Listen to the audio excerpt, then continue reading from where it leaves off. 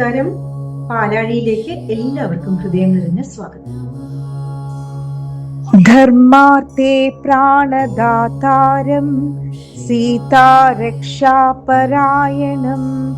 ജടായും വന്ദേ നിത്യം രാമഭക്തം ദയാനിധിം. ധർമ്മത്തിനു വേണ്ടി സ്വന്തം ജീവൻ സമർപ്പിച്ചവനെയും സീതാദേവിയുടെ രക്ഷയ്ക്കായി അവസാന ശ്വാസം വരെ പോരാടിയവനെയും ശ്രീരാമന്റെ പരമഭക്തനും കരുണയുടെ നിധിയുമായ ജടായുവിനെ ഞാൻ എപ്പോഴും വണങ്ങുന്നു. കർക്കിടക മാസത്തിലെ നമ്മുടെ രാമായണ യാത്രയുടെ 15ാം ദിവസത്തിലേക്ക് എല്ലാവർക്കും സ്നേഹപൂർവ്വം സ്വാഗതം. കഴിഞ്ഞ വീഡിയോയിൽ നമ്മൾ രാവണന്റെ ജീവിതത്തിൽ നിന്ന് ഒരു വലിയ സത്യം മനസ്സിലാക്കി. അറിവ് മനുഷ്യനെ ഉയർത്തും, അഹങ്കാരം മനുഷ്യനെ തകർക്കും. ഇന്ന് നമുക്ക് രാമായണത്തിലെ ഏറ്റവും ഹൃദയസ്പർശിയായ ഒരു കഥാപാത്രത്തെ പരിചയപ്പെടാം. ഒരു രാജാവല്ല, ഒരു മഹർഷിയല്ല, ഒരു യോദ്ധാവല്ല, ഒരു പക്ഷി. അതെ, ജടായു. രാമായണം വായിക്കുന്ന ഓരോ തവണയും ജടായുവിന്റെ അധ്യായം വായിക്കുമ്പോൾ മനസ്സ് നിറഞ്ഞു പോകും. കാരണം അത് ഒരു പക്ഷിയുടെ കഥയല്ല, ജീവൻ പോയാലും ധർമ്മം കൈവിടാത്ത ഒരു ആത്മാവിന്റെ കഥയാണ്. ജടായു ആരായിരുന്നു? അദ്ദേഹം ഒരു സാധാരണ പക്ഷിയായിരുന്നില്ല. അയോധ്യയുടെ മഹാരാജാവായ ദശരഥന്റെ അടുത്ത സുഹൃത്തായിരുന്നു. പ്രായം ചെന്നിരുന്നു, ശരീരത്തിന് പഴയ ശക്തിയില്ല. എന്നാൽ ഹൃദയത്തിൽ ധർമ്മത്തിന്റെ തീ എപ്പോഴും കത്തുന്നുണ്ടായിരുന്നു. രാവണൻ സീതാദേവിയെ ബലമായി പുഷ്പക വിമാനത്തിൽ കൊണ്ടുപോകുമ്പോൾ ആകാശത്ത് നിന്ന് ജടായു അത് കണ്ടു.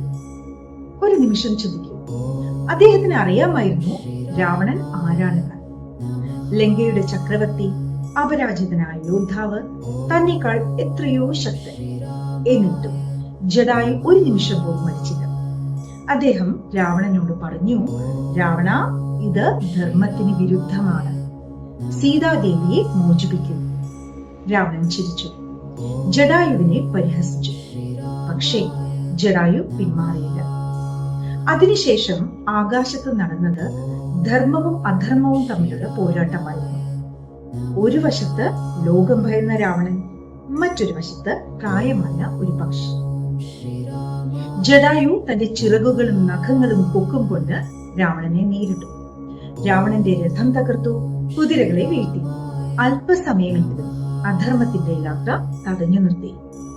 അവസാനം രാവണൻ വാൾ കൊണ്ട് ജടായുവിന്റെ ചിറകുകൾ വെട്ടിമുറിച്ചു. ജടായു നിലത്തേക്ക് വീണു. പക്ഷെ ശ്രദ്ധിച്ചോ, ജടായു തോറ്റില്ല. കാരണം ധർമ്മത്തിന് വേണ്ടി പോരാടിയ ഒരാൾ ഒരിക്കലും തോൽക്കുന്നില്ല. കുറച്ചു സമയം കഴിഞ്ഞ് ശ്രീരാമനും ലക്ഷ്മണനും അവിടെ എത്തും. ജടായുവിനെ കണ്ടു.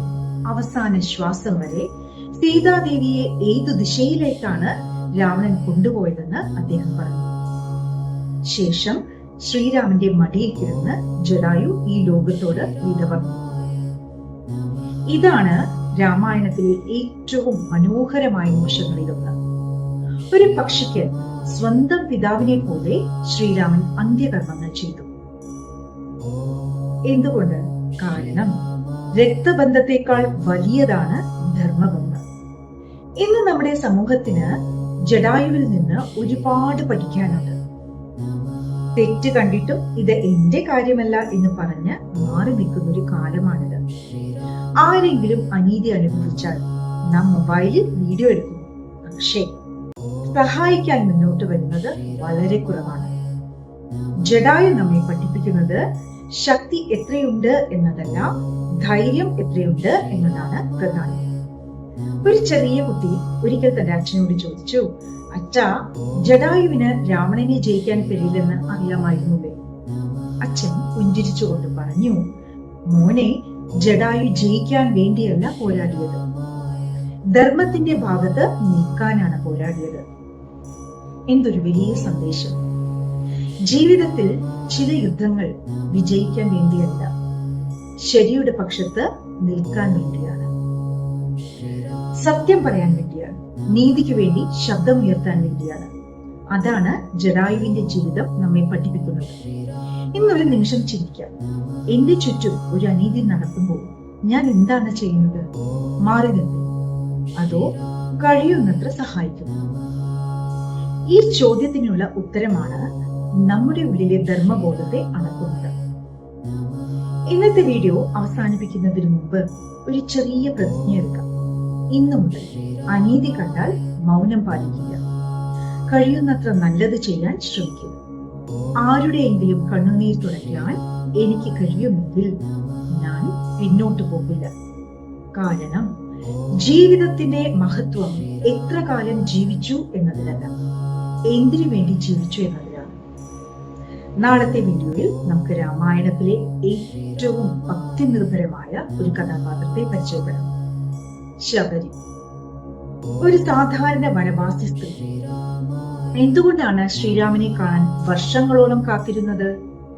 അവർ സമർപ്പിച്ച പഴങ്ങളുടെ പിന്നിലെ ആത്മീയ അർത്ഥം എന്താണ്?